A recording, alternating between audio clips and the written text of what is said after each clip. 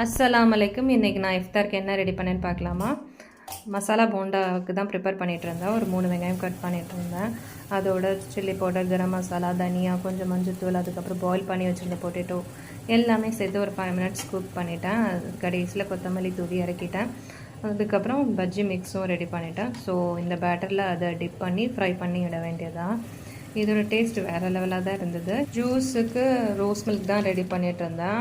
சில் மில்கில் கொஞ்சம் rose essence, அதுக்கப்புறம் பாதாம் பிசன், சப்ஜா சீட் எல்லாமே மிக்ஸ் பண்ணிட்டேன். அதுக்கப்புறம் கஸ்டர்டு மேங்கோ ஃப்ளேவர் தான் பண்ணிகிட்டு இருந்தேன். மேங்கோ ஃப்ளேவர் கொஞ்சம் டிஃப்ரெண்ட்டாகவே இருந்தது இந்த டேஸ்ட்டு. அதில் கட் ஃப்ரூட்ஸும் கொஞ்சம் டேட்ஸும் மிக்ஸ் பண்ணிட்டேன். அப்படியே ஃப்ரூட் சாலட் ஐஸ்கிரீம் மாதிரியும் இருந்தது டேஸ்ட்டு.